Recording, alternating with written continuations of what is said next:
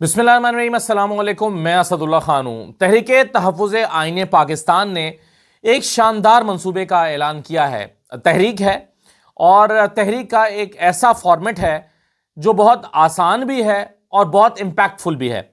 कुछ अर्सा पहले आपको याद होगा कि एक अजान मिशन के नाम से एक कैंपेन पाकिस्तान तहरीक इंसाफ ने की थी कि घरों की छतों पर चढ़ें और अजानें दें।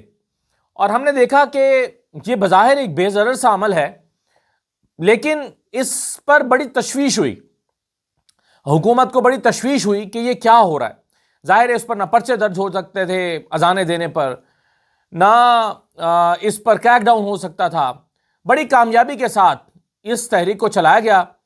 छतों पर लोग चढ़े, उन्होंने अजानें दी और बग़ैर एक रुपया खर्च किए, बग़ैर एक पर्चा हुए, बग़ैर किसी की गिरफ्तारी हुए एक शानदार कैंपेन पाकिस्तान तहरीक इंसाफ की तरफ से की गई।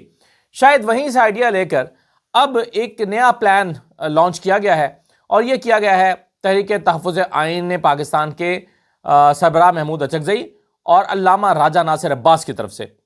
और उन्होंने कारकुनों को, अवाम को ये पैगाम दिया है, हर उस शख्स को जो समझता है कि जो 27वीं तरमीम हुई है ये आइन के चेहरे पर बदनुमा दाग है, वो समझता है कि इससे आइन को मस्ख किया गया है, इससे अदालतों को तबाह किया गया है, इससे पाकिस्तान के बुनियादी अदालती निज़ाम का, अदालती स्ट्रक्चर का बेड़ा गर्क किया गया है और उसको उसमें ऐसी तरामीम कर दी गई हैं जिससे अदलिया हुकूमत के मातहत हो जाएगी और कोई भी शख्स आज़ादी के साथ फैसले नहीं कर सकेगा।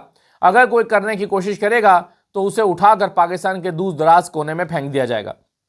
हर वो शख्स जो इस तरमीम को पाकिस्तान के लिए नुकसान का बायस समझता है और समझता है कि ये तरमीम पाकिस्तान के लिए नहीं है, बल्कि ये जो तरमीम है ये चंद अफराद के लिए, चंद शख्सियात के लिए है, हर उस शख्स को दावत दी गई है कि वो अपने घर के सहन में निकले या अपने घर की छत पे चला जाए और 8:30 बजे नारे लगाए, 15 मिनट के लिए एक्टिविटी करे। नारे क्या लगाने हैं ये भी बता दिया गया है। कहा गया है अल्लामा राजा नासिर अब्बास की तरफ से कि 8:30 बजे आप अपने घर की छत पर खड़े होंगे और कहेंगे कि इस दस्तूर को, सुबह बेनूर को मैं नहीं मानता, मैं नहीं जानता।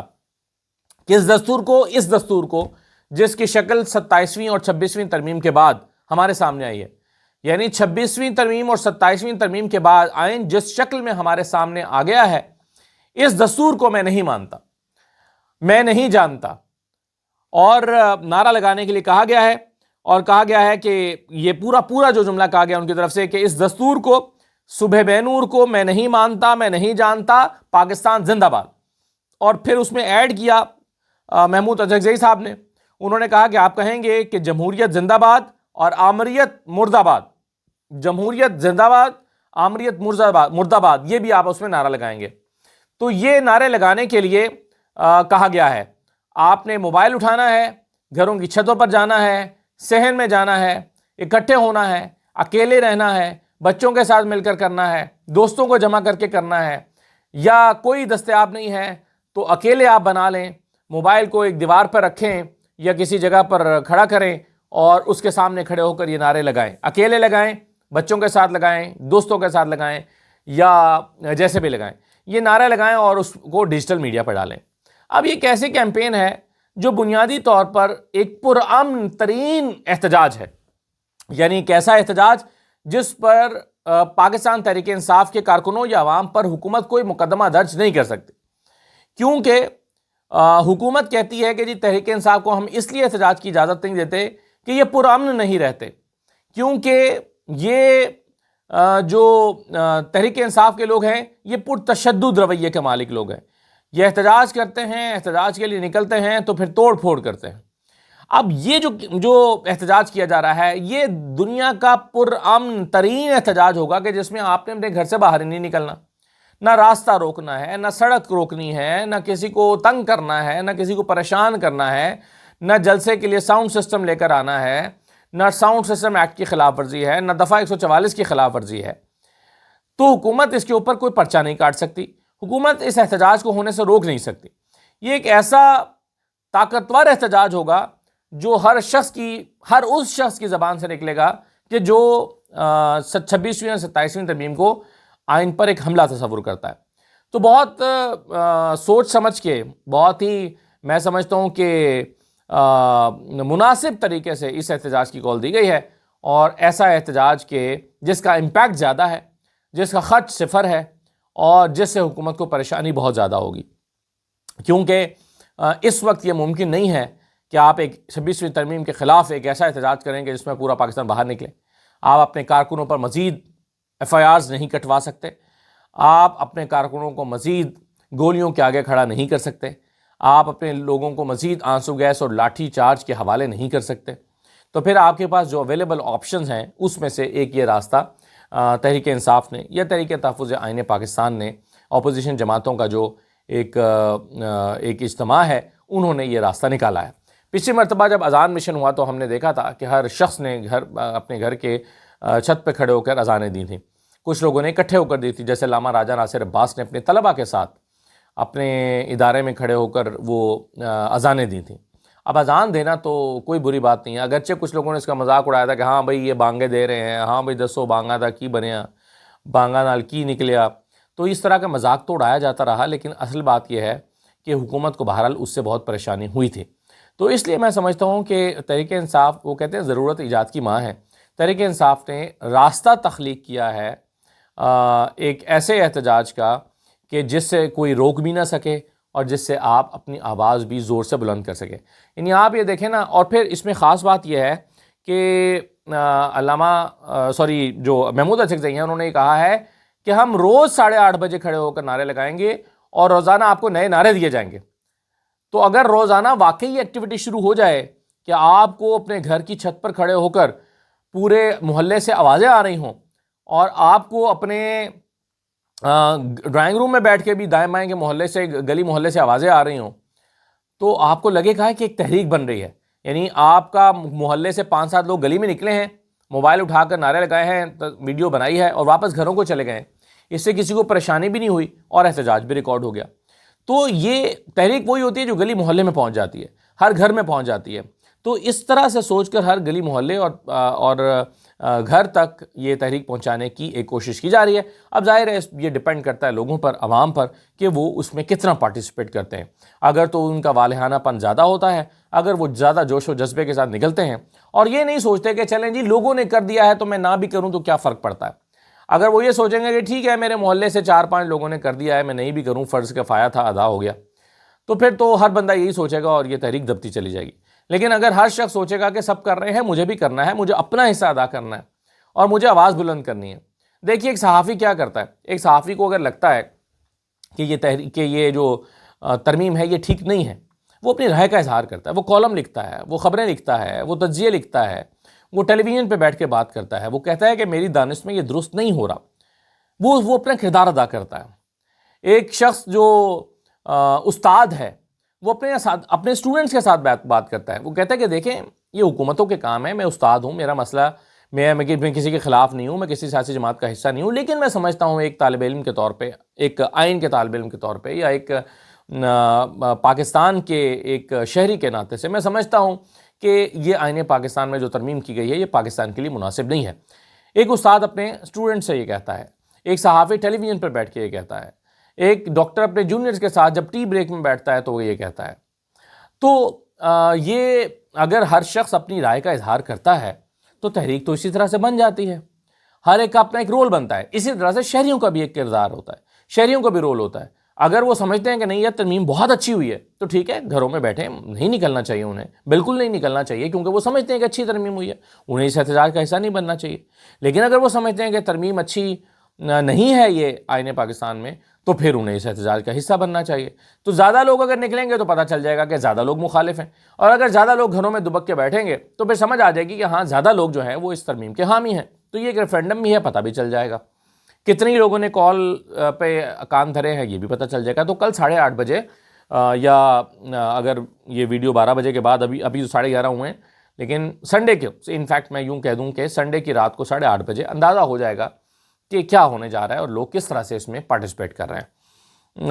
اب یہ ترمیم کتنی اچھی ہے اس کا اندازہ، اور کتنے دل سے کی گئی ہے اس کا اندازہ آپ 4 لوگوں کے ٹویٹر اکاؤنٹ سے دیکھ کے لگا سکتے ہیں۔ سب سے پہلے وزیر اعظم پاکستان شہباز شریف صاحب کے ٹویٹر اکاؤنٹ پہ جائیے، ایکس اکاؤنٹ پہ جائیے. انہوں نے اس ترمیم کے حق میں آج، کل، پرسوں، 3 دن پہلے، 4 دن پہلے 27ویں ترمیم کے حق میں اگر کوئی بات کی ہے تو دکھا دیجئے.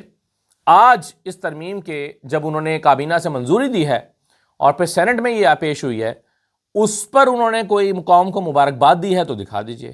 یعنی شہباز شریف کا ٹویٹر اکاؤنٹ مکمل طور پر خاموش ہے اور اس میں آپ کو اس ترمیم کی توصیف میں، تعریف میں کوئی بات دکھائی نہیں دیتی.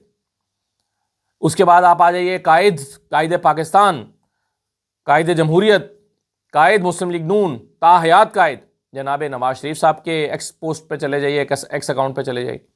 کیا انہوں نے اس کے حوالے سے کوئی بات کی ہے؟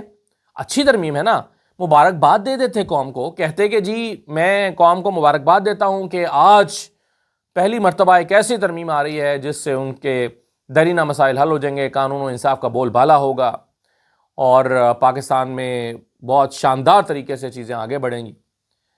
اور وہ کہتے کہ میں قوم کو مبارکباد دیتا ہوں اور اپنے ایم این ایز کو بھی، نون لیگ کے قائدین کو بھی اور جناب شہباز شریف کو بھی مبارکباد دیتا ہوں. کہہ دیتے مگر نہیں کہا، خاموش ہے.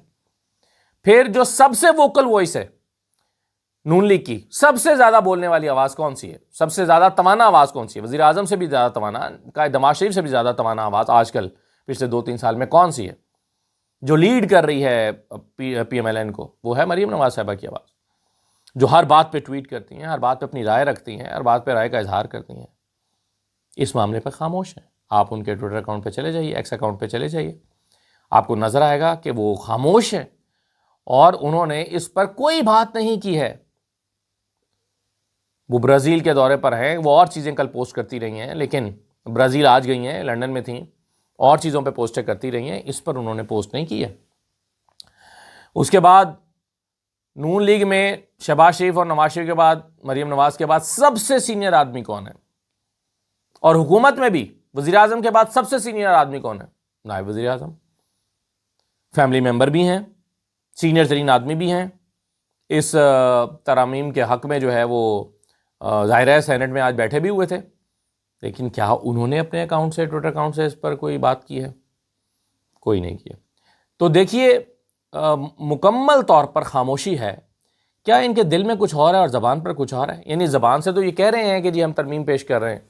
اعظم تارڑ صاحب نے آج اس کے حق میں ایک تقریر بھی کی ہے سینٹ میں، لیکن کیا دل میں بھی وہ ایسا ہی سمجھتے ہیں جیسا کہ انہوں نے دستاویز میں پریزنٹ کیا ہے؟ کیا وہ ایسا ہی سمجھتے ہیں؟ یہ ایک بہت اہم سوال ہے. تو مجھے لگتا ہے کہ اندر سے نون لیگ کے لوگ پریشان ہیں. مظہر عباس صاحب نے کل کہا نا کہ میں نے جب نون لیگ کے اور پیپلز پارٹی کے سینیٹر سے پوچھا، انہوں نے کہا کہ جو ہم سے کروایا جا رہا ہے یہ مناسب نہیں ہے. انہیں لگتا ہے کہ تاریخ انہیں معاف نہیں کرے گی. نون لیگ کے لوگوں سے آپ دل کی بات پوچھیں تو انہیں لگتا ہے کہ تاریخ انہیں معاف نہیں کرے گی. انہیں لگتا ہے کہ وہ غلط کر رہے ہیں.